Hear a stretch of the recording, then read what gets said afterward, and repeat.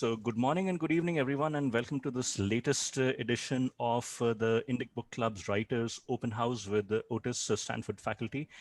And for those of you who have joined for the first time, or those of you who will eventually end up watching this on a YouTube video and might have questions as to what this is about, I'll give a quick introduction. So this is a set of weekly meetings that we have with Otis Haschemyer, Stanford University faculty in writing.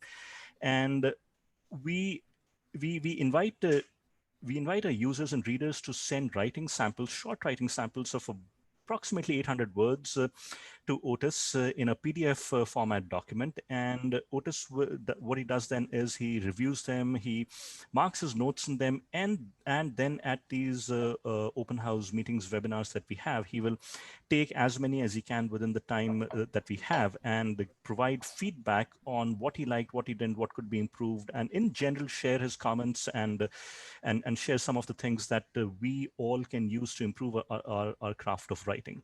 So this is what we do, and you can go to the indicacademy.org website to find more information on how to register and some more details there. So I invite all of you to do that.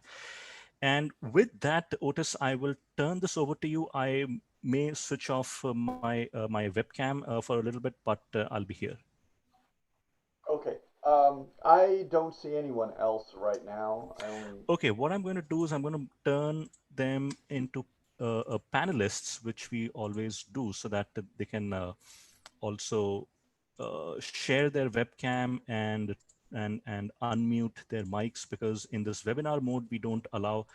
I think by the default is that attendees cannot switch on their webcam or unmute themselves, but obviously we don't want that. It would defeat the purpose. So all of you, please feel free to share your webcam so that Otis can see you and we all can see you. And when Otis goes over your sample, please do unmute yourself and share a webcam so that we can have a more interactive session.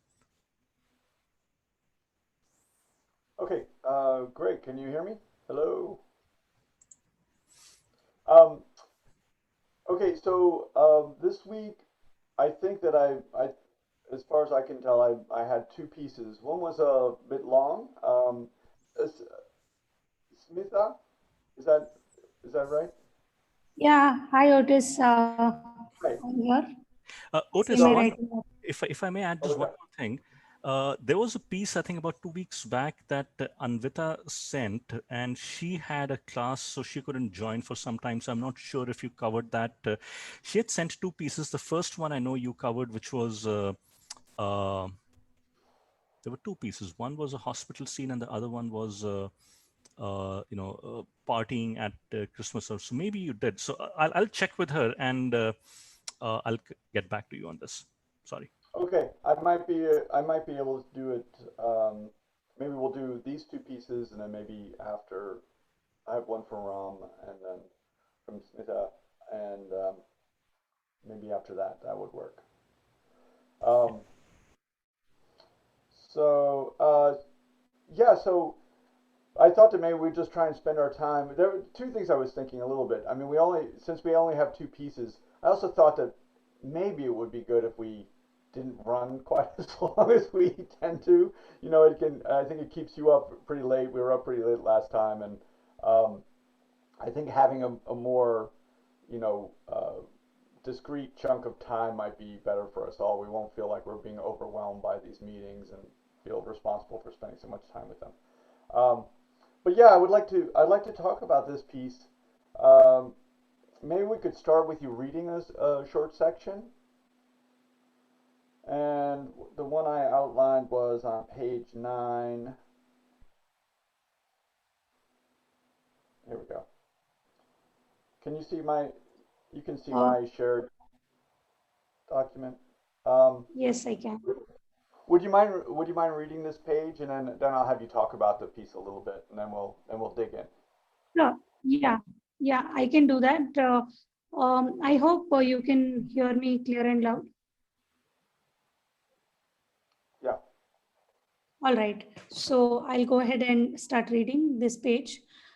Amma then pleaded with our house help to go fetch the English doctor, who gave me injections. The doctor was too scared to step inside the house as he belonged to a lower caste. My mother begged him to save me.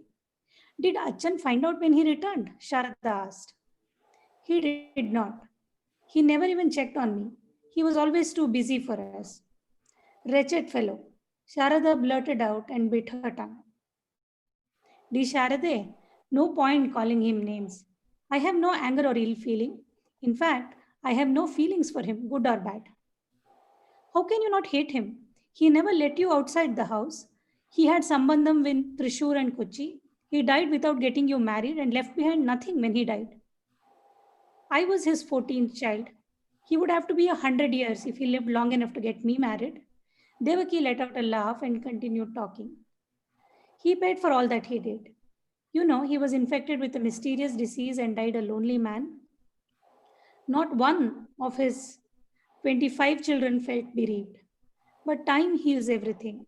As I grew older, I realized my suffering in the illam was not unique.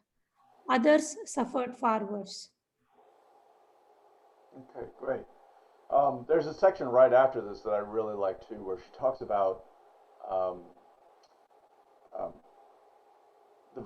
Devaki, I think. Yep. She talks about bathing, how many times she has to bathe a day, when she's approached by someone of a lower caste. So the the the material about the cast I thought was really really interesting, and the Vaki, her life within that, and that she seems to have. So she was a 14th child. She didn't get married, and then I feel like she leaves maybe, and then she does get married, or she has a child. Siddhartha is her child. So her story I found really interesting. I actually just there's an American author, Isabel Wilkerson, who just wrote a book called Caste, that likens the U.S. She basically says, there's the Indian caste system, and she equates it some with what she's calling the American caste system that puts African Americans on the bottom rung of the caste system. And she's a great writer, a great narrative writer. She won a Pulitzer Prize for, I'm forgetting the title, but she's worth looking at, particularly for narrative. If you're interested in narrative writing, her first book was excellent. Cast is a little bit more intellectual, but I devoured the book. I thought it was really great, and I think these Could you social repeat the author's name for me, please? Isabel Wilkerson. So she's primarily writing about. All right. Yeah, Well, I I mean, got that. Yeah. really, really fascinating. I mean, she's really writing about the U.S., but she's liking. Well, she's writing about caste, and she's making this. Basically, her thesis is that the U.S. has a caste system, and it's a really fascinating book. And she talks about India some, and even the connection between those who are working for sort of lower caste rights in India and those working for the rights of African American citizens in the United States, the civil rights movement particularly, and really great. So I think that material in this story, personally, and when I say personally, I don't think it's just personal. I mean, I think I speak for a lot of people. Finally, like, is really interesting because it gets into these these human social constructs, which for me, when I think about, people talk about human beings having such big brains, and I tend to think that we have such big brains because of our social interaction. We have very complex social interaction, um, and I think it's really great material if you choose to delve into it, and you seem to know something about it. So I thought that was really great. Um, I was hoping you might tell us all maybe a little bit about what your intentions were with the story. What are you looking to do? Yes. Yeah. Oh, sorry, I'm just going to get up for 1 second so I can hear you a little better. Okay. I also had to switch my connection. I think I was on a slower connection, so I might have lost you for like a couple of seconds there. Oh, Uh, okay. I was just yammering on. Don't worry about it. No, no, I think no, I heard no, I heard most of what you said, but just the last sentence before you said you will get up is what I missed. If I say anything of value, you can believe that I will say it many, many times. So, no worries. Got it. Thank you. Did So, you ask me anything? Did you ask me any yeah, questions? I was asking what your intentions were with this story. I mean, the first thing that hit me with your feedback, first of all, thank you so much for such a detailed and comprehensive feedback. The first thing that hit me was what was this point of view that I was talking about? And I thought I was going for third person omniscient. So basically, what really happened, what really has been happening in the last couple of months all over the world, where, you know, um, the family is not able to be there when people die, during their last moments. And so that was one of the things that triggered me to sort of look at this. And I was also, I mean, this whole caste treatment also, how, death is, of course, a great leveler. So is, loneliness, old age, and so many other things when life comes a full circle. Now, I didn't want to, I mean, I wrote many versions of this story through the many drafts that it went through. But finally, I settled for something like this, where this woman is all by herself, and she has many children and grandchildren all over the world, but they're not able to be there with her during her last few days. But then there is this companion who belongs to a lower caste, and then she bequeaths something that she held really sacred, that was passed on by her maternal grandfather to this. Now, where am I coming from? I'm an advocate by profession. I saw many people draft and redraft their wills in the last couple of months, because suddenly, it seemed like, the, death was not something that was somewhere out there, but it was quite imminent. And they had to think about how things would get handled if they were no longer there. So that was one of the triggers for me. But of course, Hmm. I am also completely influenced or biased by many of the stuff that I have read about um, um, this differences in caste and discrimination and all that. So I think that is where this thing is coming from. Okay, I honestly, I wrote this as an assignment uh, for a short story. oh, it's okay. Let me jump in a little bit. So so when I so there's so I see definitely the the point of dealing with this material. Um, a little bit. So, like, I'm going to hope that those of us who are here, we just we keep coming and we keep having this conversation, because ideally, as we have the conversation over a period of time, our level of being able to consider our writing is going to rise all the time in terms of the way we're thinking about it. Um, and I think that this is really what we're going to be after as developing as writers, because we're not right here. We're not trying to develop. We're not actually trying to write a story. This is not an editorial process. This is a workshop in which ideally all of us as a group become more like writers, basically. We start thinking like writers, et cetera, et cetera. So we're not really thinking, for us as writers, are and it is going back a little bit to asking about your intentions, and I see obviously the topical nature of these intentions, but for us as we develop as writers, what we want to be thinking about is, what is our approach to the material? Like, how is it that we want to um, create the story experience?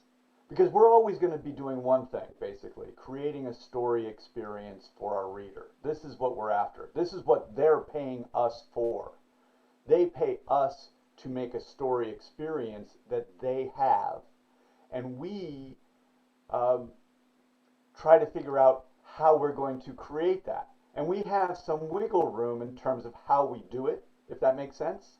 But we don't have wiggle room in terms of creating that story experience.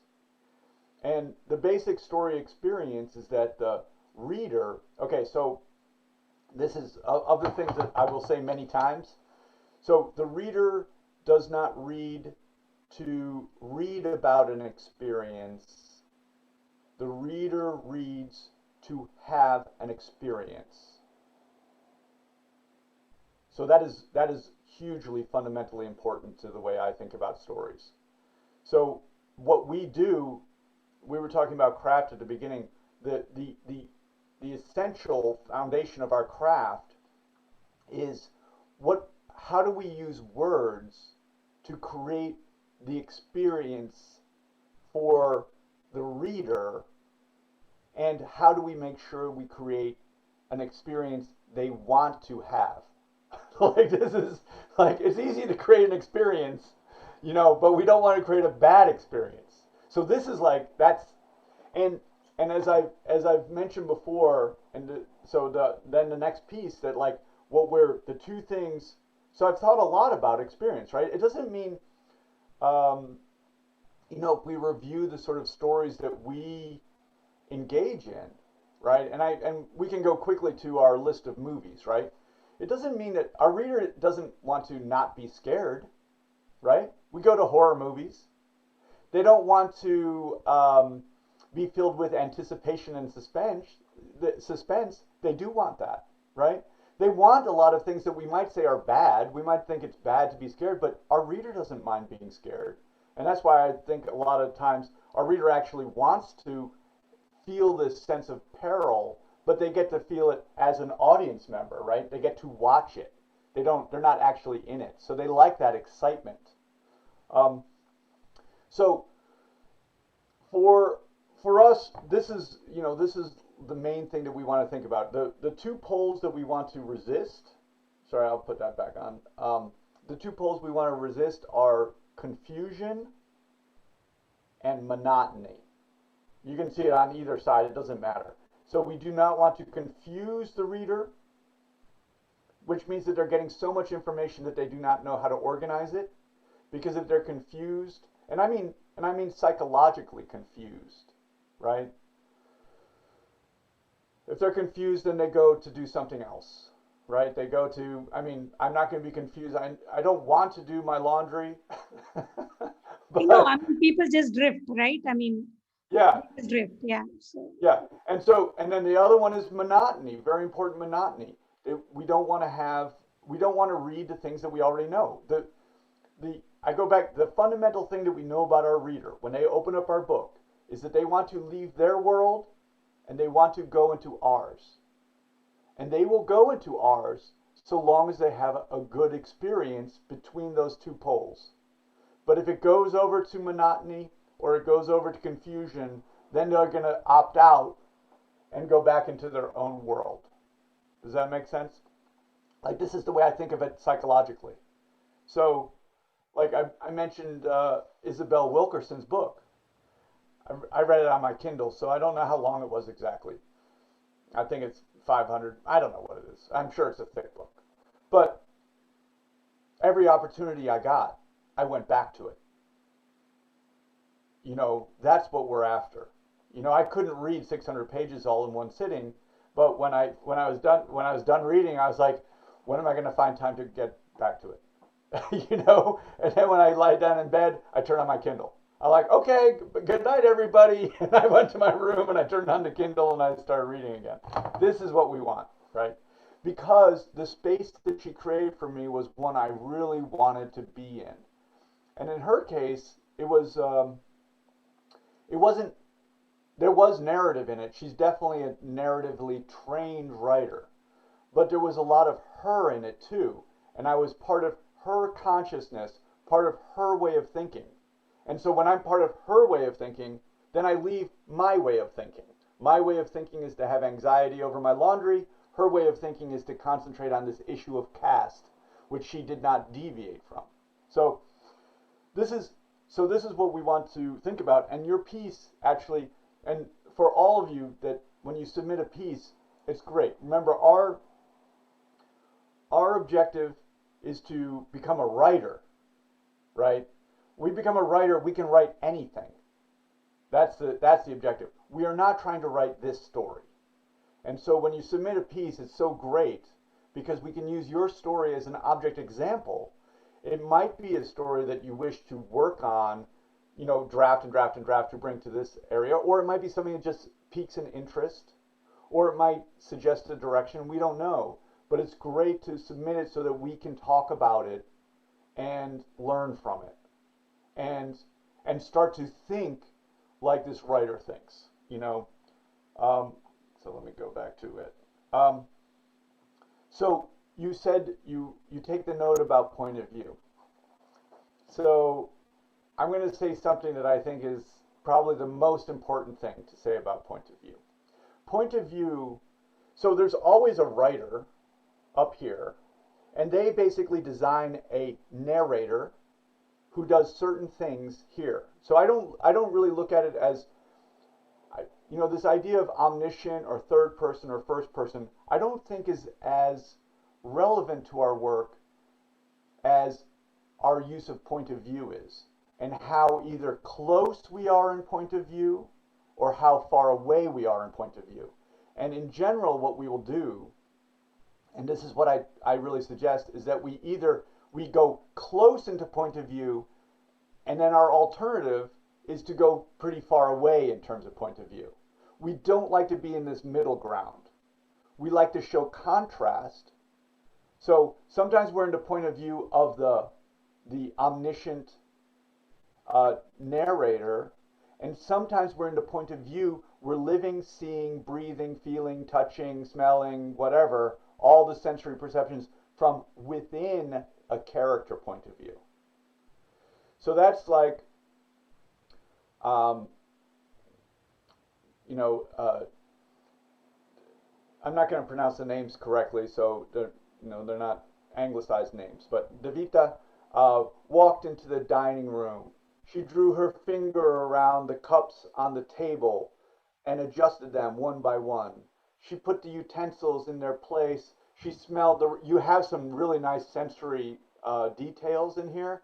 She smelled the rich spice of camphor and da da da da da. She glanced at the open window. The sun was setting. You know, like, so sight, all of that. So the point of view is in her, and then I'm not going to say Shadara. Sharada. Sharada. Sharada.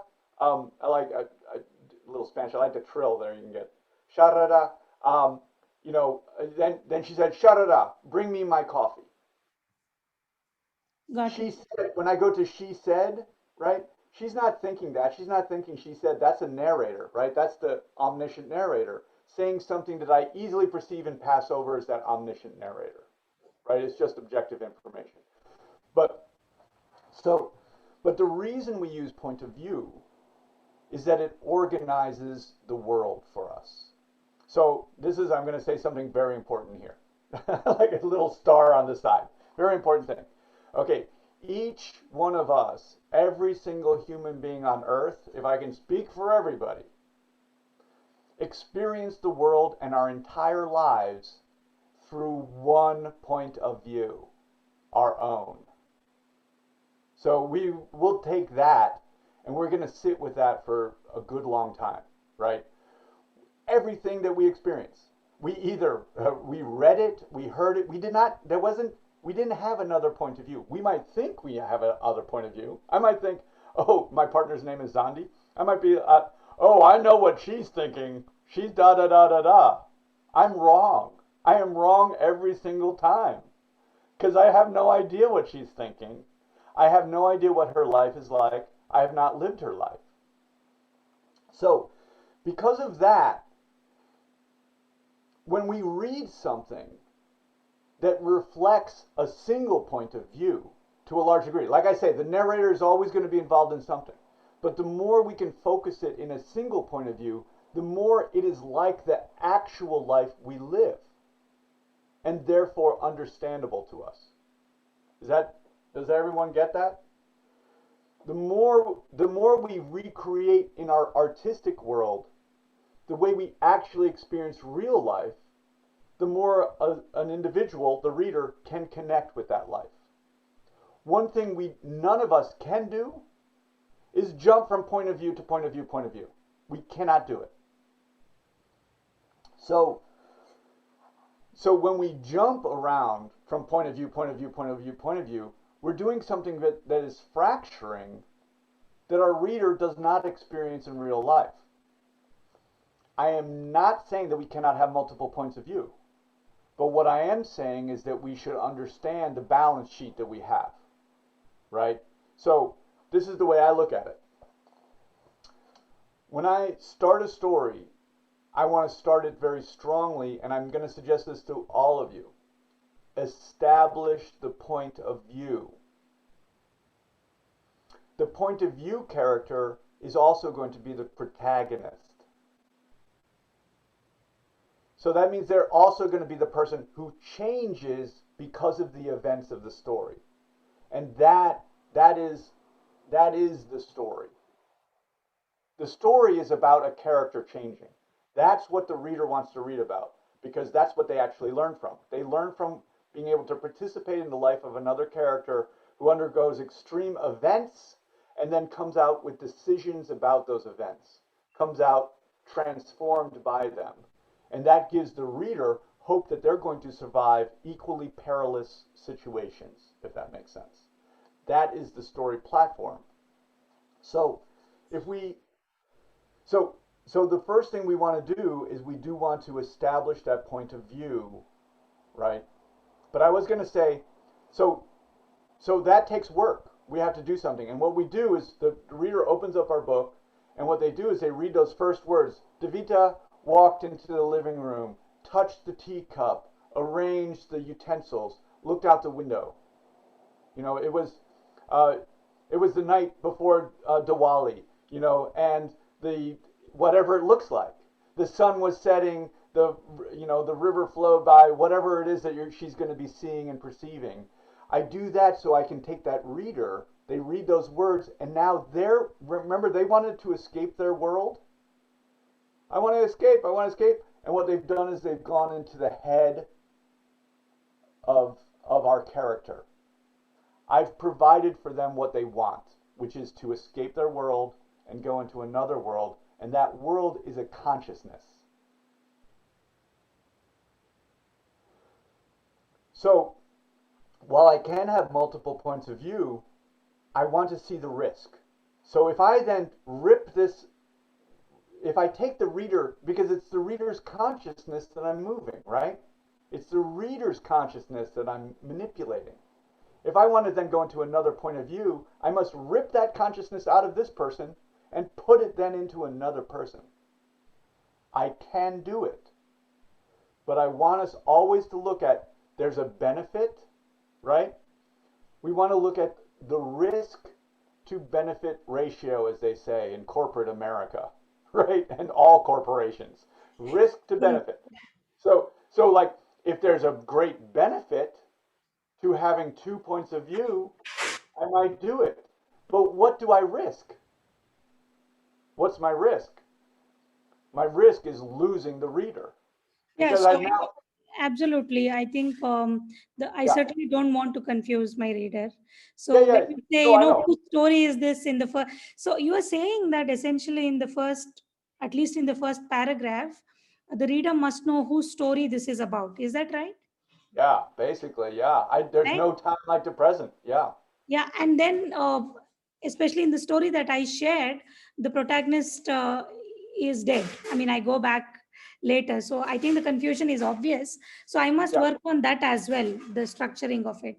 Well, well, it right now it seems, after the first beginning of the work. So I mean, if you might, yeah, I know that you don't. I'm laying in real thick here, and I don't mean it to be actually just about your story. I'm really, at this point, I'm going to just talk about for No, I all got of that. us. Yeah, yeah, Yeah, absolutely. yeah, yeah. It's for all of us, for all of our writing, and it's the stuff I have to remind myself of too. And it's funny that for me it can seem like, oh my God, what a chore that I have to do this again. But it's like we were talking earlier about we're craftspeople. We're like people who make fine furniture. We hope it's fine furniture, or else we're making benches or something like that. But it's like, well, I have to make the legs. If I'm making a chair, I have to put the legs on. It's like, why do I always have to put the legs on the chair? It's driving me crazy. I want freedom to just put the seat and have it levitate somewhere. No, we have to do this work. We have to do the work of moving that consciousness, knowing what we're dealing with. We're dealing with the human mind, and we're dealing with the human mind that's attached to the human animal, right? It's not a cerebral thing that just floats around. So let me just go just for everyone, just because I want to make these points with text and not. It's for all of us. Believe me, every single person I read, I say, establish the setting, establish the point of view. I have to say it to myself. These are like, anyway, I won't go further that way. But, so if we look at the beginning of this text, you'll notice, like, there's so many things that I don't know. But I'm just going to make one simple point, finally. So we really have too many characters. Very hard to deal with. But again, if we have a lot of characters, you can see that having a single point of view to witness all those characters makes it so much better for the reader, because they feel like they're someplace. The thing with confusion is, and the thing with point of view is that when we use point of view, it puts the reader someplace where they feel safe. Otherwise, they have no idea what's going to happen in the next moment, ever. But if they're with somebody, they're pretty sure, and when they're with the protagonist, they're pretty sure that this person is going to survive the entire story, right? So they're in a good place where they can experience things from. And that point of view character is a vehicle for that.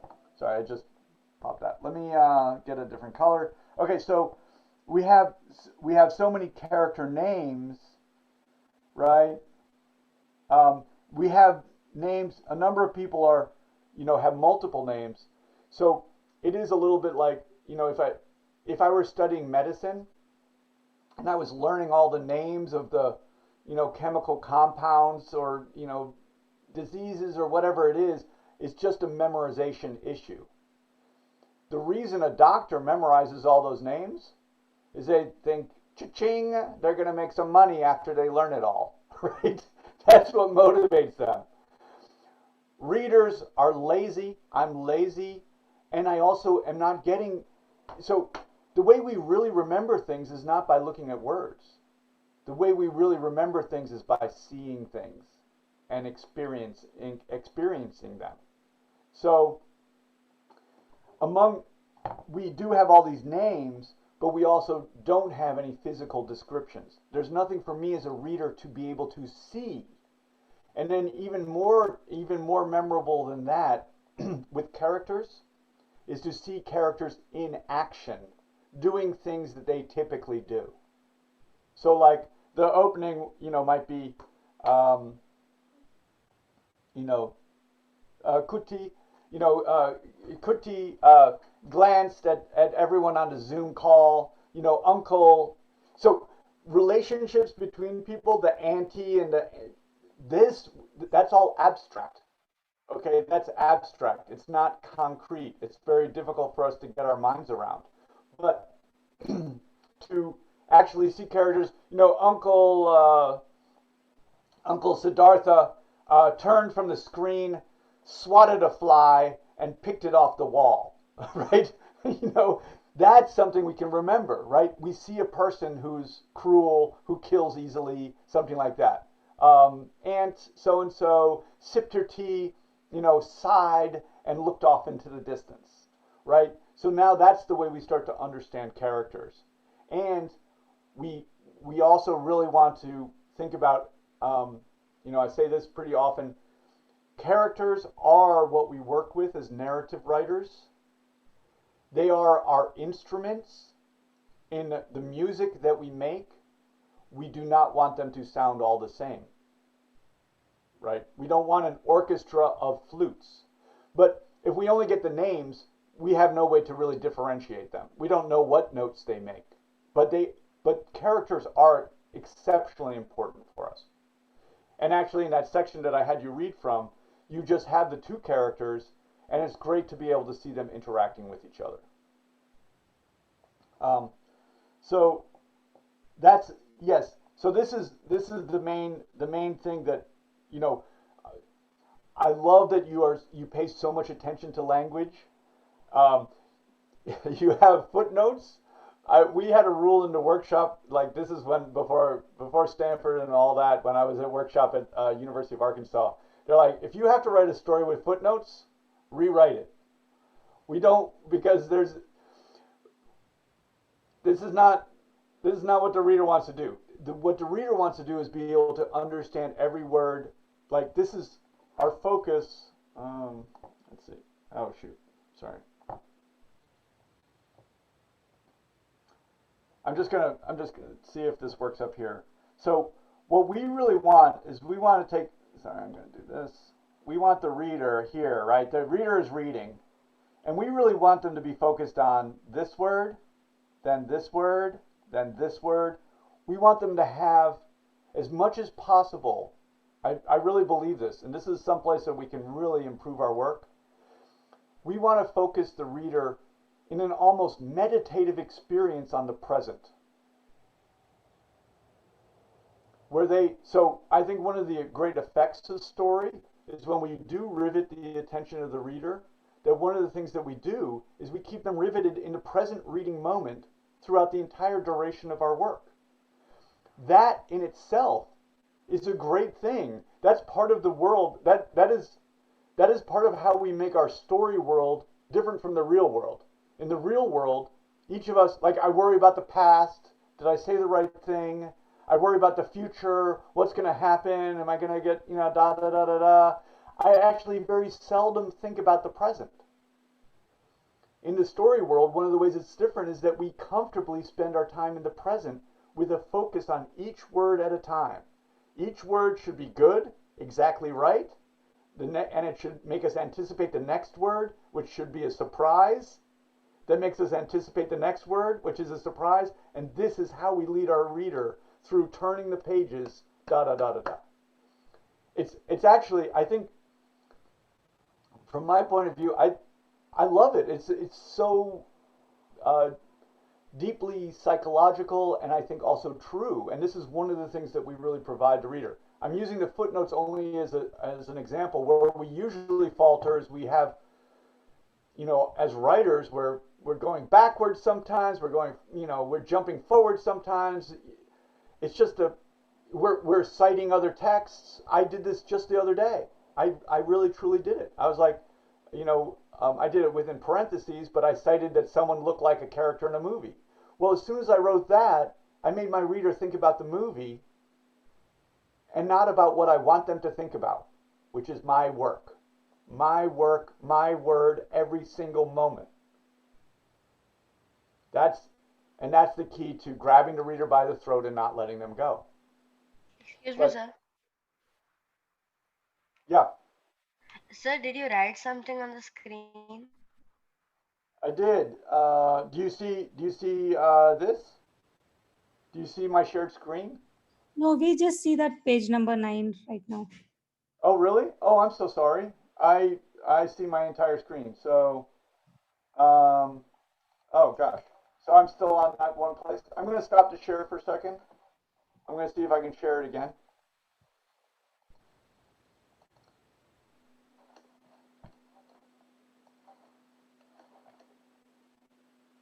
Okay, do you see the new with bequest? Sir, now we... Do you see this one? Yeah, we can see it. Yeah. Okay, so this is the page. Sorry about that. Thank you for telling me. So technology is just not as good as we think it is all the time. And like I've said before, thank you. This is illustrative of point of view, right? So I have one point of view, and you don't. We're trying to share a point of view. So anyway, I just outlined this part because I was just outlining these various names here that, talking about them. they're not gonna elicit much in the reader's mind. They can't really do anything with it. Also, relationships are abstract. We need to show the relationship, and it's not if someone's uncle or not. It's whether they're an authority figure that matters. It's whether they're a bumbling fool. It's whether, etc., etc., etc. And it's all in relationship to the point of view character. But anyway, this was the little eyeball I drew up at the top. Do you see that when I draw? Does that show up? Yes. No? It Yes. does? Okay, here, I'm Yes. gonna make it a red eyeball. But anyway, I just draw these little pictures to try and really cement it in my own head that we want the reader to be involved in one word, then the next word, then the next word, and through that we create our momentum. And when we create that momentum, that's the main thing we really use as writers. So with momentum, we then sometimes go to spaces where we slow down the action. We write it in scene, and then we speed it up, or we skip something. These are our simple tools. They're not complex. Just like the craftsperson who makes a chair is dealing with the simple issue of gravity, right? Gravity and comfort. That's what they're dealing with. And we're dealing with the very simple issue of time. We have a linear form. We like to keep the reader here, here, here. We move them quickly over things that are not important. We slow them down for things that are important. We skip things that we don't need at all. And then we get back to things that are important. And that is the gold. The gold.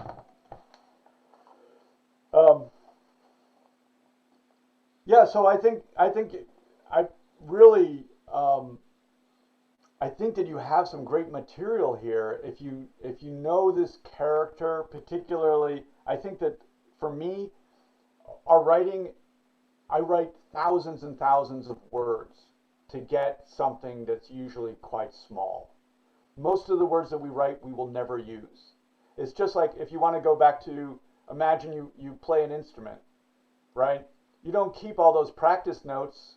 You don't go to the performance and say, well, I've practiced for 10,000 hours and now I'm going to play for 10,000 hours, right?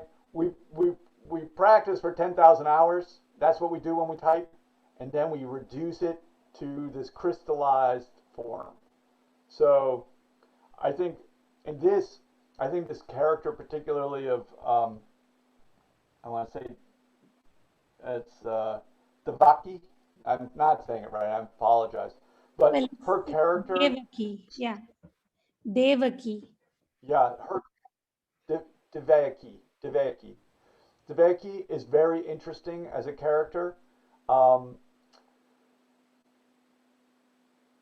I think she's more interesting right now on the page than the servant. The servant, from my reading, seems a little bit of a cliche, right? So she seems like she's just, an empty-headed servant, and we can't write characters like that, that show our inability to really understand their lives. So we have to be able to get deeper if she's going to be the central character. And even if she's not the central character, we still have to make her unique. We can't write stereotypes of the loyal servant, for example. But so if you were to make her the central character, then she's the one whose point of view you want. She's the one who will change, right?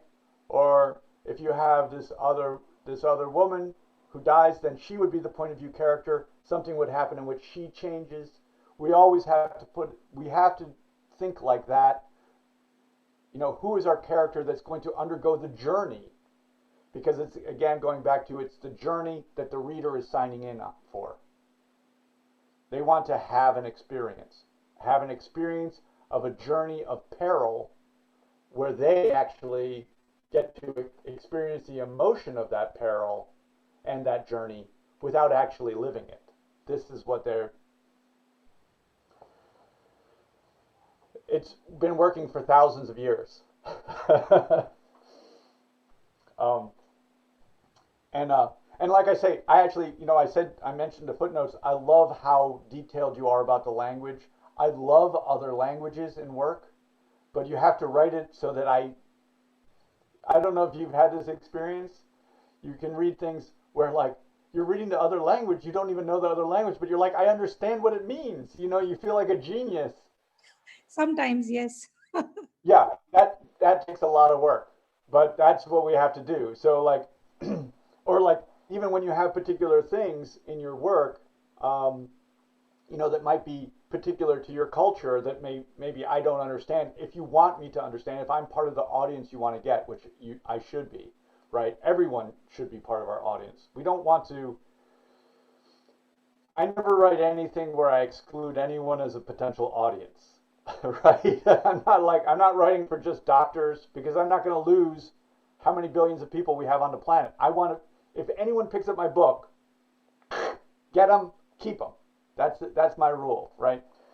But if you want to use things that are very culturally specific, which I think is really great, and I think you should, you can always write them and then also describe them. And sometimes people say this: we should describe all of the world as if we were like aliens who have just arrived, right? So that the reader can always see it, no matter what words we're using, the specific symbols that describe a thing, no matter what words we use, they can actually visualize it. They can feel as if they're having a sensory experience with with the world that we're creating. So, um, but anyway, that's a long way to say that I really appreciate that attention. I would love to learn all of those things that you write in the footnotes, in the text. I did find myself needing to go to the footnote. I'm going to go back to the big risk. Whenever you get me to not look at this word, and then this word, and this word, and I take my eye off that page and go down here, you risk in that time period me thinking about doing my laundry. Right? I'm like, oh my God, I better really get back to. No, we don't do that. No, I don't want to do that. We don't want the reader to think about anything else except for reading that next word. That's the only thing we want. We're like driven to that. And if we can do that, well, that's it. We've made it, you know. Um, let's see. I lost that. Did that page change? Okay, so that well, maybe we'll stop there on this piece. I know that's a lot to hear. Please, I hope you do really continue to remember. It's like we're not talking about a single piece. We use it. We really thank you for letting us have something that we can then, you know, illustrate some truisms about, you know. Um, and to me, it's fascinating. Um, you know, the reader is of course us. It's the human animal. We can know the reader if we can know and understand ourselves well enough, right? I mean, I'm not saying anything that is an insight about anything at all. It's just because I think about it so much, trying to figure out what I can write that is going to work with and save as much of my time as possible, basically, you know, so that I can produce that thing that's going to work the first time through, and I don't have to risk what I hate the most in the world, rejection by a publisher, right? You know, like so this is why I think about all these things so much. But all of these things I think are really truisms that we can access and understand about ourselves. Um, and so this is our work, is actually just to think about this stuff, which we don't. We don't in our everyday life, you know. But if we want to be a writer, this is what we'll think about a lot. But we'll also think about what our real passion is. What do we really want to write about? You know, what is the thing that's making me do all this work? That's an equally important question, because that's the thing that I need to write about, and I need to get on the page, and I need to share. So I have to think a lot about the reader.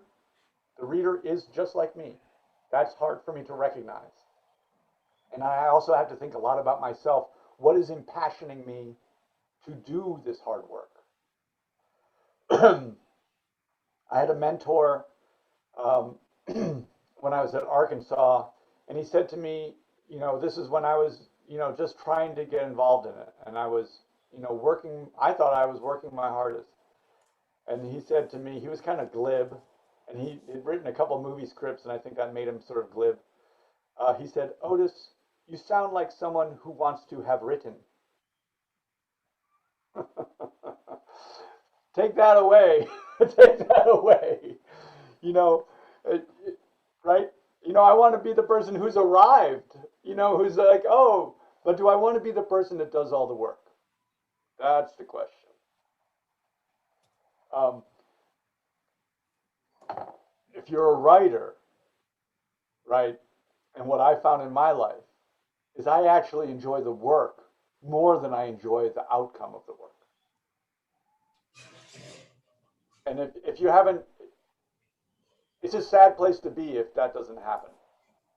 No, I think you said it. I think when I look at this story, I think what I enjoyed the most was thinking about the plot, and then writing it, and then drafting and editing it is what I enjoyed the most than the final outcome. Yeah, And right. because you're always thinking about it, I think that process is certainly the most interesting process. Yeah, I love that imaginative experience.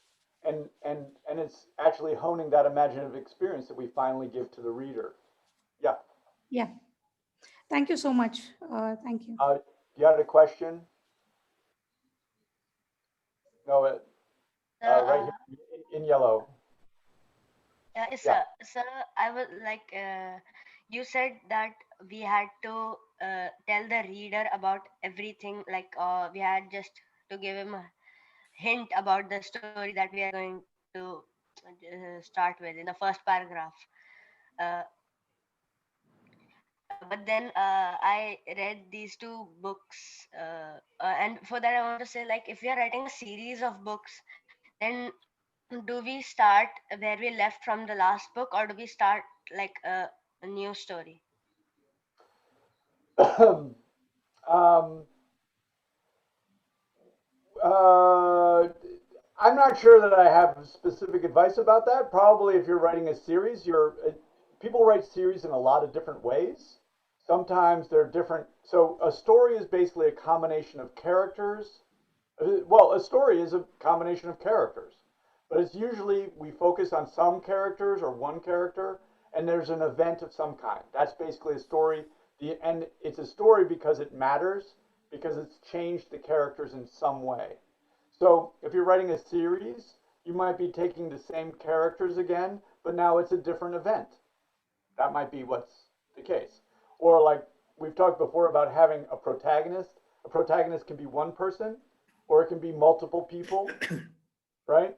And so we might have, so we have a protagonist, and then we have what's called the antagonistic forces. So the antagonistic forces are basically what create the event, right? It's the conflict between the protagonistic force and the antagonistic force that creates the event that leads to some kind of change or development. So if you're writing a series, you might have the same protagonistic force, right? The same characters here, but a new antagonist. That's very common. That's very common. Um, or you have the same antagonistic forces, but you just have it's this event, but now it's this event, now it's this event. The story form can basically be it's like an accordion shape. You can make it very small. That can be a story, and a small story takes less time to read, right? Or you can make it very long. You can take that long thing, which will be now a series of events, and split it up all into different discrete parts, right? Like there's some American TV series that are just so good right now, like Breaking Bad, for example. A number of other ones coming out of HBO. The Sopranos was amazing.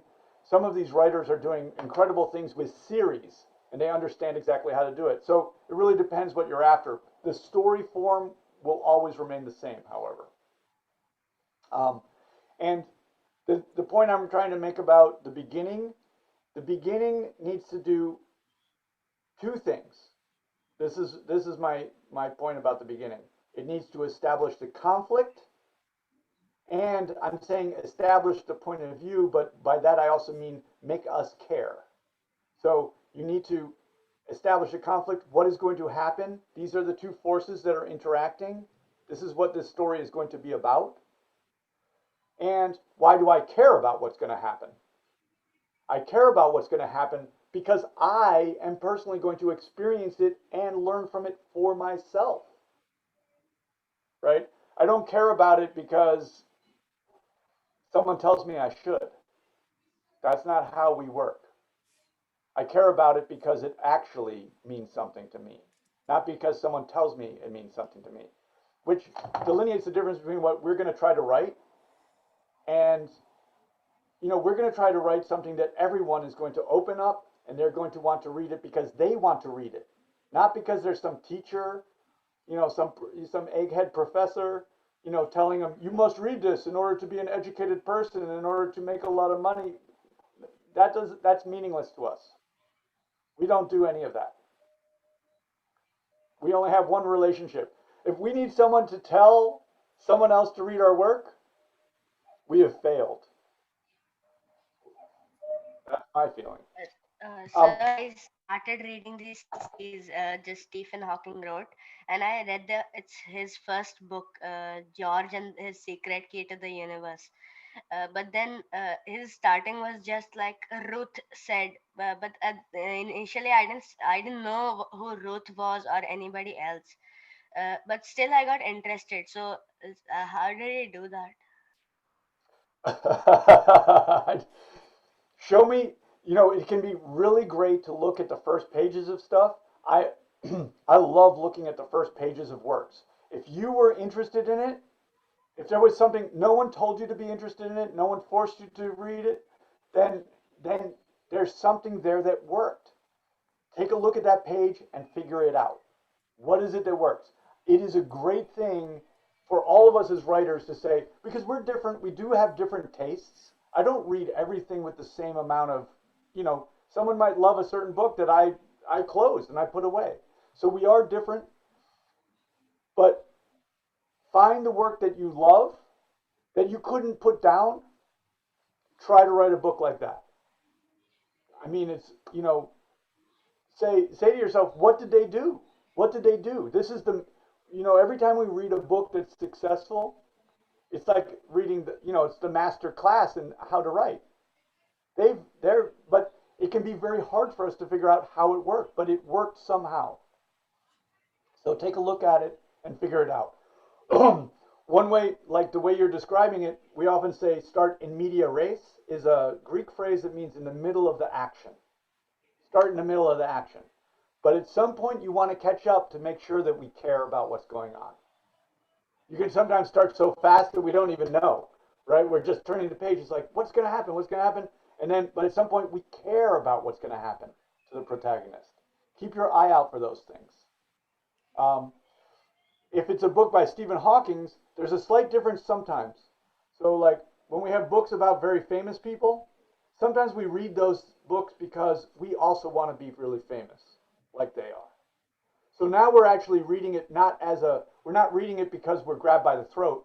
We're reading it as a manual because we feel like there's a certain exact outcome at the end. That's okay. That's okay. Like a lot of nonfiction works that way. But we better tell a story too if we want it to really work. That's my feeling. Ashvani, you had a question? Yes. Can you hear me? Yeah.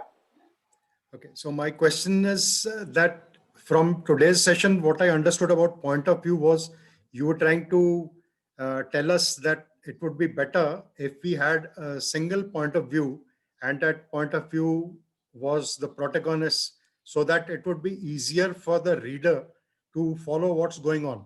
But in a previous session, what I understood, possibly I understood wrongly, was that you were trying to tell us that as writers, we should understand all human beings, try and understand more than one points of view, and have maybe a point of view A and a point of view B, which are diametrically opposite to each other at the beginning of the story, but as the story progresses, they come closer and closer to each other till the end of the book, when they are either resolved or something like that. Right. I find that either what you said today or what you said earlier was not understood by me properly. No, Ashvani, I love your question. Okay, so the secret. So one thing that I go back to again, very foundational for me is John Keats' notion of negative capability. And negative capability means the ability to hold two contradictory ideas to hold them at once without having to come to a needless conclusion about them. So one thing is to both of those things you said, you're saying exactly what I said. You're right. Okay, so yes, the only distinction I will make is that when I'm talking about point of view in this instance, yes, as writers, we want to try and understand all our characters fully. We want to be able to represent their point of view and their motivation. But in this case, so point of view it's this little tricky phrase that we'll say, hey, everyone has a point of view, okay? But as writers, we use it in two different ways. One is that everyone is unique, right? And they are a human being that is developed out of their own experience. And we should try and understand that about everyone. There's no single person, like the antagonist in our story, isn't like, hey, I'm a bad person. They don't think they're a bad person. They think they're a good person. The only person that thinks they're a bad person is the protagonist, right? The protagonist thinks that they're bad and evil, but they don't think that they're evil, right? They're working on their own motivations. It's a conflict of essentially equals. So we want to understand the inner workings of all characters. But point of view, as I mean it in terms of craft, is basically like a camera lens. Like a camera, except for it's more than a camera because language is more versatile than a camera. A camera only shows images. Our camera lens can do anything. But what we do is we restrict it in various ways to create a kind of focus. And we take that camera, that special writer's camera, and we put it like inside the head of a character. Or we can put it on the shoulder of a character, right? Where like the point of view, we basically limit the point of view in certain ways in order to create a focus of the work. So that's a specific thing. So like if you have, let's say you have a book and you have, let's say 100 characters. If you went into everyone's, if you move that camera, John looked at Jane. She was dressed in a blue skirt and had a tiara. Jane looked at John, right? If I go, if I'm reading here, Jane looked at John, John looked at Jane, Albert came in and smelled the coffee, and if I'm doing that, then I'm going to create a difficult experience for the reader. And again, what I'm saying is, it's not that we can't do it, but should we do it? This is what we want to think about. We can do anything, right?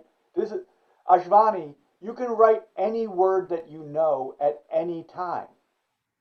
So what is going to govern your choices? What governs our choices is focusing on what is the story, focusing on who is the protagonist, and dealing only with those things. I'm worried. Okay, we better move on to Ram's work. Right. I have 3 people who have raised their hands, Ram, Shubhra, and Smita. So I don't know if you have questions or if they've already been answered. Yeah, hi. This is Smita. I think my question is answered because my question was if you're I find myself very descriptive. I write a lot. I explain the characters so much so that sometimes I feel my characters are stuck in monotony. They become monotonous. So I was thinking, how do you establish a point of view with least, without making it monotonous and not having confusion. I think now I get it. Right. Okay. So, and that's a great question. And you're seeing the right thing. You're saying, okay, there might be some monotony there. So I'm going to go back to the reader does not read to read about an experience. They read to have an experience. Yeah, So yeah, yeah. one of the things that we, if you're one of the things we do not want to do, and when we're involved in narrative writing, and we only want to do it briefly, if at all, is explain anything. We want action. Remember, Yes. momentum. We want, and the way we actually understand characters is not by explaining them. That could be very good work for you developmentally. And like for example, when people write scripts, they write a lot about the characters that never show up in the script. Because the script, the reason movies are so popular is that they're all about action. Whereas we writers can bog down in these pointless explanations, etc., etc. You know, but a scriptwriter might write a lot of developmental work about a character so that they understand the character. And they want to understand the character because they want to know how the character is going to do things. Because Yeah. uh, Henry James, in a slightly more complicated way, said characters and action are merged. A character we display ourselves with every action, and every action displays our character. So Yeah. Um, the mantra for in the U.S. and every single workshop that you'll hear for more times than you want to until you want to go berserk on somebody is show, don't tell. And if you can understand the distinction between showing and telling, you're going to be in great shape. I think that that's a shortcut to doing things that are more significant imaginatively for us. So I sometimes steer away from it, but it's good prescriptive advice. Show, don't tell. Um, Thank and you, Otis. yeah, of course. I think we better talk about Ram's work a little bit because I don't want to keep you too late. Um,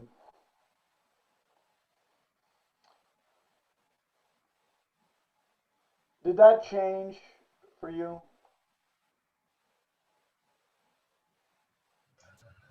We see a list of documents. Did the share change? Yeah, it has.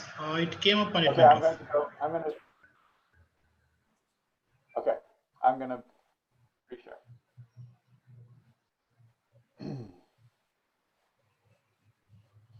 Yeah, it has come up. Okay. Is it scrolling by any chance or not? Yeah, it is scrolling. Okay, great. Do you see the section here? All my things were stashed in the lower shelves. Yeah. Okay, could you read that to the lower one? So I am. Okay. Yeah. Maybe let me just give a little premise here. So in this story, there's an older woman, a mother. Say if I say anything that's incorrect, you let me know. An older woman, a mother, who's living with her son in London. She sort of fantasizes about being back in Mumbai, and she reads a newspaper in the obituaries, but someone has written something in the obituary where a man has that she recognizes his name and maybe a picture too, and it goes on and says a little something and it says I am alive in the obituary column, and now I think this is her thinking about responding to that. Okay. Yeah, that's right. You're right. Okay. Yeah, so I'll just read this. I'll just open my copy so that it's larger. Just give me a second.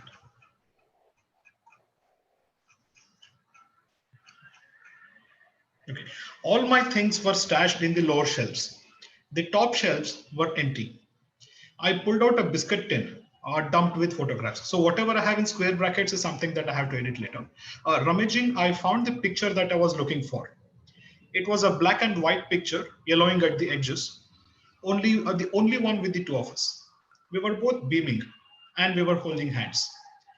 I was the shorter of the two and certainly less imposing. In the blurred background, I could make out the sea and the low wall of the Worley sea face. I caught a whiff of the sea in the air. I placed the photograph on the desk. I rummaged through the box for a recent picture of myself. The box was filled with pictures of Abhimanyu in various stages of childhood, and of Dushyant and I, mostly I, of our various road trips across England and Europe. The most recent picture I could find was from 15 years ago.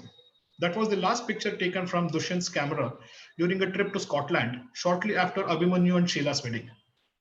I was smiling, but the smile did not reach my eyes. Dushyant had passed away the year before. I gazed at the picture. It did not do me justice.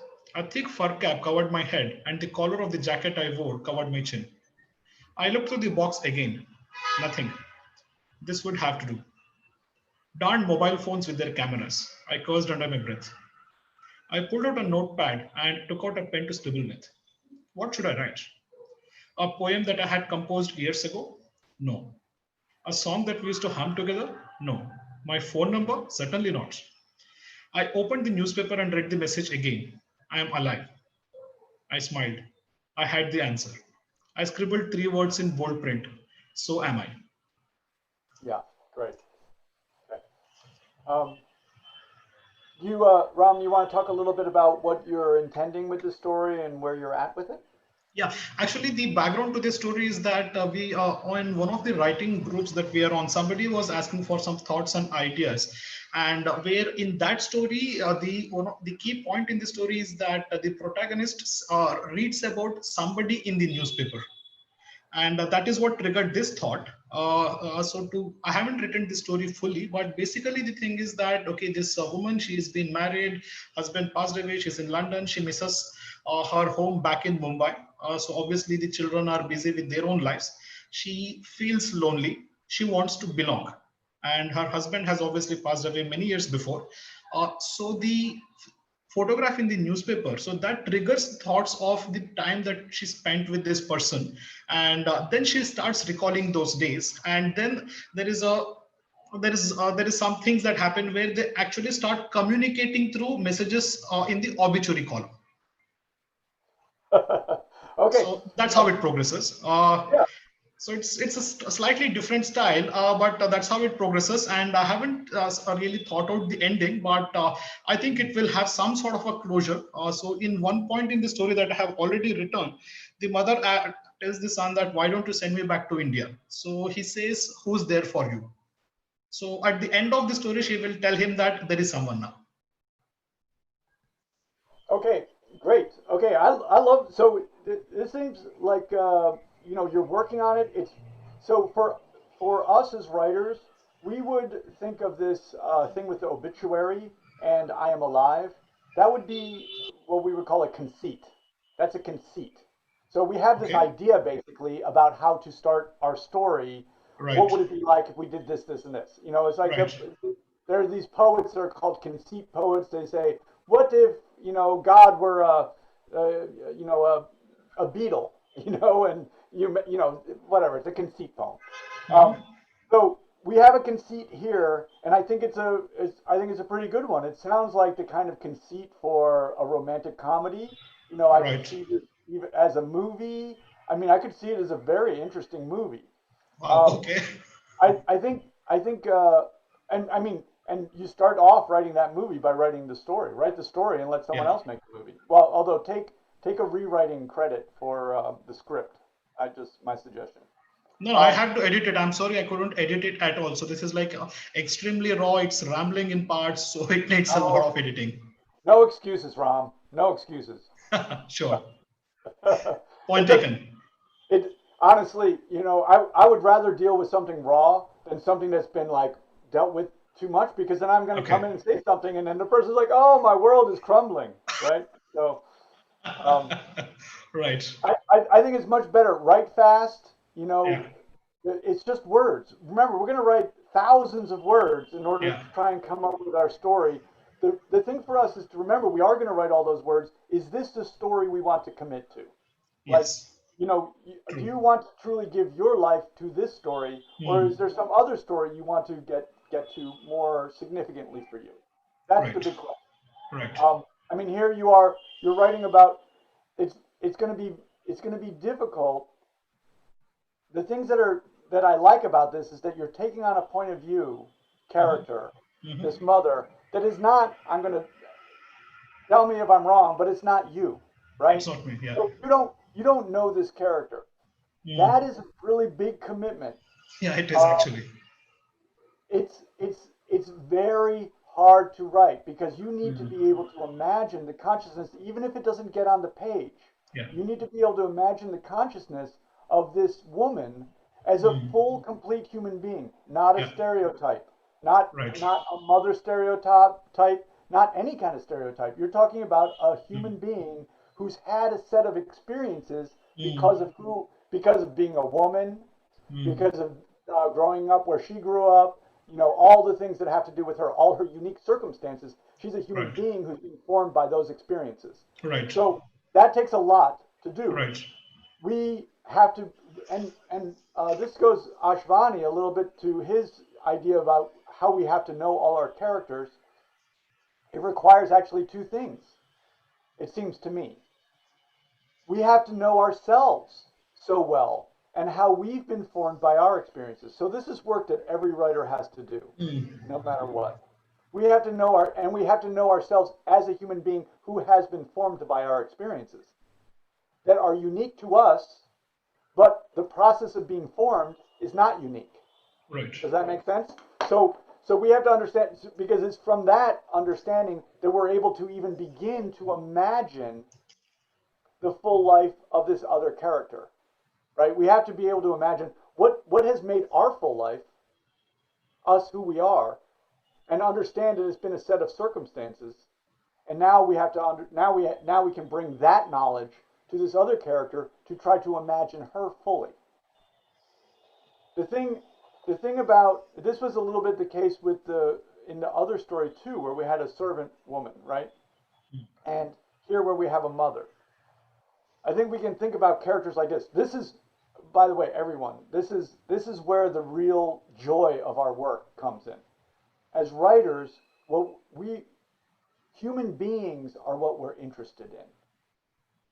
I mean, human beings and the actions of human beings. Sorry, that disappeared.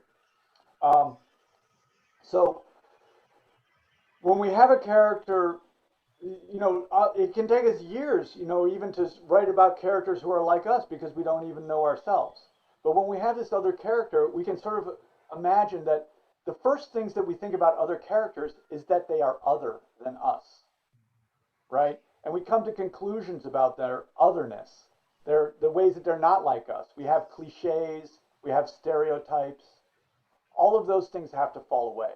Our first instincts in regard to other characters, as we objectify them because we've seen them, right? We're us, and we see them. We see mothers, we see servants, we see, if we're women, we see what men are like. If we're men, we see what women are like. All of that stuff has to fall away because that's coming from our point of view. We have to understand that character from their point of view. Hugely significant and difficult. Okay, so I wanted to premise with that. I think you also did a good job here of creating a sense of antagonism, between the mother and the son primarily. Particularly in the beginning, it goes back and forth. But one thing I did feel was while you had the antagonism there, you didn't have the depth of characterization of the mother there. So okay. She felt like she was just really reactionary. Okay. She's almost like she's like a Venus flytrap. If you touch it, the things close. Right. You say something to her and she bats it back, and so that goes back to this idea that we actually have to understand and be able to get into the consciousness of the character. I think you even have to establish her point of view. So as I've said before, like the two things we need to do in the beginning is we have to show the conflict, and I think we have that here, but you also have to give us something so that we care, and that comes with establishing that point of view. Right. If I, as the reader, can see what we're looking for in point of view from the protagonist is we want to put things on the page to create a sympathetic resonance, is the way I look at it, with the reader. So I see her humanity and that resonates with my humanity. Right. Sometimes we talk about this in the movies. What happened here? Kids come in here sometimes. In the movies, we have this thing. They talk about the save the cat moment, which is, again, it's shorthand for showing something on the interior of the character and it's used in movies, because in the movies we can't go inside the character, so we have to see something in action that shows that they're a sympathetic character. So, I think we do Otis, some. what was that book? Save the Cat, right? Okay. The cover sounds very interesting for sure, and I think I've seen. Would Well, so you've definitely who would seen you? movies. You've seen movies where this has happened. Sometimes even the character literally saves a cat. So, Uh, like, Lethal Weapon. you sure? I'm sure you're right. Yep. Would you recommend The, this the, book? the, the teddy bear, whatever, many times to show that they have a sense. So, like, it's particularly done in Lethal Weapon, these characters who are, very negative characters, um, they show that on the inside, their instinct is towards humanity. They're not sociopaths, right? You know, so yes, it's done all the time. I mean, it's just taken Okay.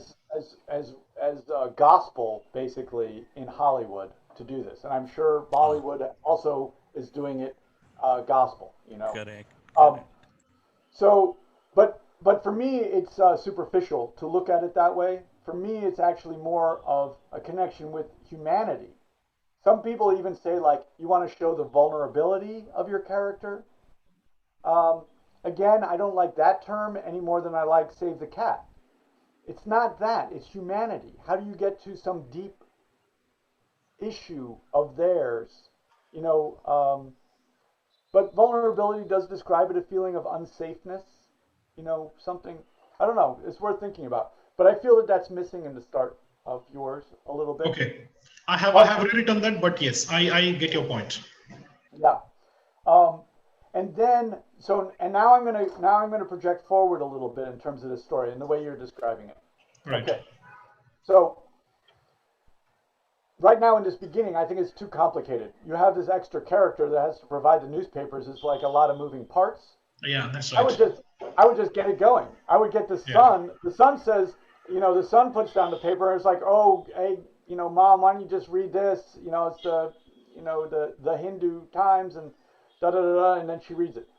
Yeah. But so I would want to get the conceit started Mm. quickly. But this is really important.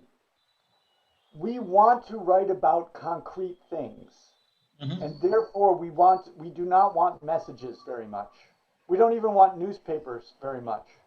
We Mhm. don't want these things that don't have the tangibility of life. We're creating a stage, right? Like, imagine, if you will, if you had a performance with a stage and you just had a newspaper sitting in the middle of it. How Okay. interesting is that going to be? Mm. No matter what's written on it, it's not that interesting. Okay. Or if you had text coming down one side and text coming down on the other side. Right. We want to get human beings together. And Okay. so this is the issue. We pretty much want to get our protagonist and our antagonist, we can think of it like this, in a lifeboat together as quickly as we can. Okay. So, like, for me, as you described the story, and I think it could be charming as a script. This woman, she's in the wheelchair now, which is kind of great because we imagine that she'll be able to get out of it later on. We anticipate that might happen when she really needs to. Mhm. But I would try and get her. She doesn't like London.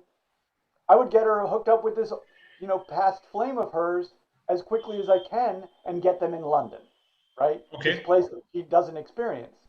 But Mhm. that's because I want to have her and this guy together because that's where the story is.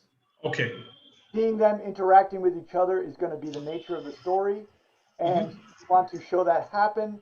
And like, and I yes, as I can see it a little bit as a cliche romantic comedy. And believe me, my daughters hate when they watch movies with me because I tell them what's going to happen, and it irritates them. But what's going to happen? Okay, I can tell you even what's going to happen. Maybe I'll forgo that. But anyway, the issues that they had in the past are still going to be their issues in the present. Right. Right? So whatever reason that they did not get together back then, regardless of their circumstances, are now something that they're going to have to revisit now. And that's going to Right. happen at the end. Right? But in the meantime, we're going to be able to see this woman who's going to be able to come out of the house, who's going to eventually get out of her wheelchair, who's actually she's going to gain a sense of her own independence through this Right. relationship and arrive someplace new. Right. So I think it could be a wonderful story. I think it's a romantic comedy, and Right. it follows some traditions of what romantic comedies will do. Yeah. But the characters are new, so Yeah. that is good Okay. for a writer, right? Like, so Ezra Pound says, this is his advice to writers. It's very short. Make it new. Make it new. Right. Those are words to write up on our computer. So he's not saying that we make something that's never been seen before. He doesn't say Right. make something unique, because if we made something unique, no one would understand it. Right. But we take something that people do understand, human relationships, and we make it new. We show it to them in a new light. Right. Your character is a strong character. Right. I've never seen that character on the page before. And Okay. I love that she starts in this place and she has a long way to go. Right. She's now pining for Mumbai. Mumbai isn't the Mumbai she remembers. She's pining for that. She's in a wheelchair. Yeah. She's stuck in this apartment. So now she has a great place to end up. Right. Beautiful. I love it. And then I don't know who this cad is going to be who wrote I Am Alive. Maybe That's the suspense, I guess. yeah, right. But I do know that he's going to be a cad and a rake of some kind. He's going to be really fun. He's going to be great. But maybe he's been trolling for older women. Maybe this is how he trolls for older women. I don't know. Right. So I really look forward to it. Okay. But I'll again say it lends itself towards that. But again, that's going to be a project. If you're going to write, Of course. write that short novel, maybe. Yeah. I like the Parathas in there. I love the Indian culture. I love the diaspora Indian culture. I think all of that is really tremendously interesting. Okay. It's a great world to tell a very timeless story. Okay. Thanks for the feedback. This is really useful. And after I read your feedback on the mail, I have actually rewritten the first part because you said that the setting is not getting established. I thought a lot about it. I don't know if time permits, I can share my screen for maybe a minute, but I don't know if time permits, but I did rewrite the beginning. Great. Are you living in London yourself? No, I am not, but I have borrowed elements from when I visited my cousin in London and stayed with him for about 2 weeks. Yeah, well, you can absolutely write about places I've written a whole story about Mali, and I've never been to Mali. Sometimes it's a fantasy experience, but it can be great. You can get so much, because as a writer, you just have to remember what we want to put concrete experience on the page. True. So Absolutely. you can find your tourist guides and this and that and other thing, but you don't want to write it. You're not going to write a tourist guide. You're going to write from the perspective and point of view of this woman who's doing things in London that she's never done before, with this man who she wants to imagine as a savior, but no one is a savior, right? Right. So, I think it's I think it could be a really neat book. If written well, it could be a neat book, and I think that there would be people who would be interested in drawing up a script out of it. I was actually planning this as a short story, but now you've given me ideas. You've given me ideas. No. Make it a short story, but I'll make it a short story. Yeah. But it is a charming conceit. Right. The charming conceit that them going to a couple different places in London will just take up time, and you want to still have that thing where she's it's a chiasmus issue, right? She's going like. But she's headed towards a fantasy of Right. this man, you Right. know? And then she has to figure out something for herself. Every story is about self-actualization.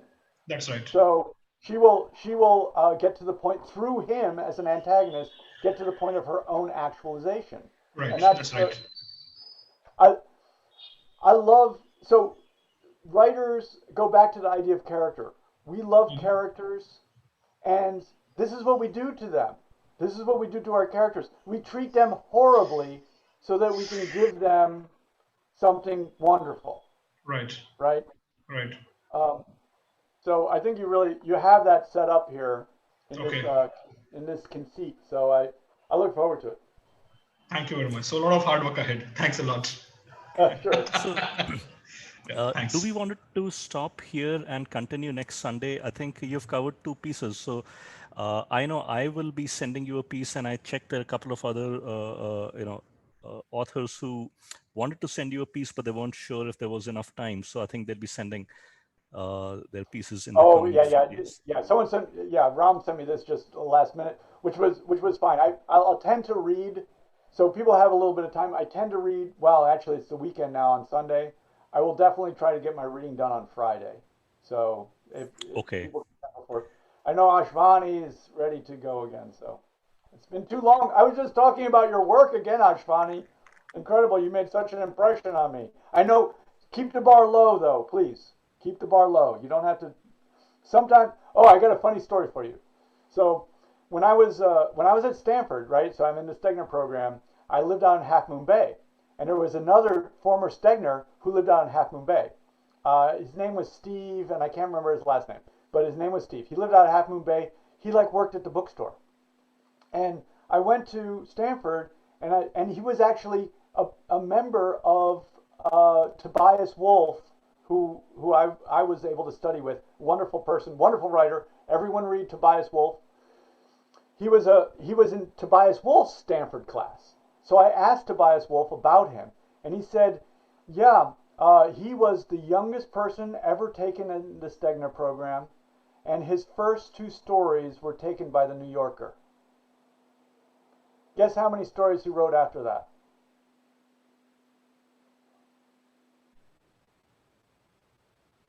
So Wow. keep the bar low. Keep the bar low. I want to see Ashvani. I want to see something that's much sloppier from you next time. Okay. Bye, everyone. Please, Just a send me final, something. Yeah. just a final question before I go, before we conclude. I just want to know regarding the like if I'm writing somebody's life, real life in non-fiction form, how to place a point of view. If we can take up it's never next class also if you want, but just want to ask if I'm doing a like life on somebody's life, a real life story. How do I Well, present it? it really depends what you want to do, how much creative license you want to take. You can either write it in third person, right? So this is typically in third person. So you write that, she went here and you know everything through the facts and you Okay. never enter into her point of view. But so that's a limited point of view. So Okay. remember how I said, like, we can take the point of view and we can put it inside the head of a character. In fiction, we can do this, right? Okay. In fiction, I can put the point of view inside the head of a character, or in nonfiction, right? If I'm writing facts, I can put the point of view Yes. in my own head because one imagines that I know what's going on in my own head. Not really, of course, but we imagine it. Or we put the point of view on the shoulder of the character, or sometimes it's on the shoulder of the character, but sometimes it's up here. And actually, that's what we normally do in nonfiction, right? We'll be like, um, so and so, she walked into the party where the heads of state were congregated around a punch bowl. She picked up the punch bowl and dumped it over Henry Kissinger's head, right? Um, Henry Kissinger, now I go up to here. Henry Kissinger was the head of state of blah, blah, blah, blah, blah, blah, blah. So now I'm in a more distant point of view where I'm writing from that omniscient narrator, still limited to what's of significance to the story, but I'm writing from that point of view, and then sometimes I drop down onto the shoulder of the character I'm writing about in third person. Okay. Does that make sense? Yes. Right? Yes. Or there are creative nonfiction writers. If you're writing about someone who, is passed away and is not going to argue with you and take you to court, then maybe you go into their head for I have to seek periods of time. permission for that. I'm seeking permission from people, like mostly women, inspiring women, people who have achievers. So if I get permission to, write creative non-fiction, then I'll go for that. Otherwise, the other point you mentioned, I'll just write on the shoulder kind of. I will Yeah, follow that.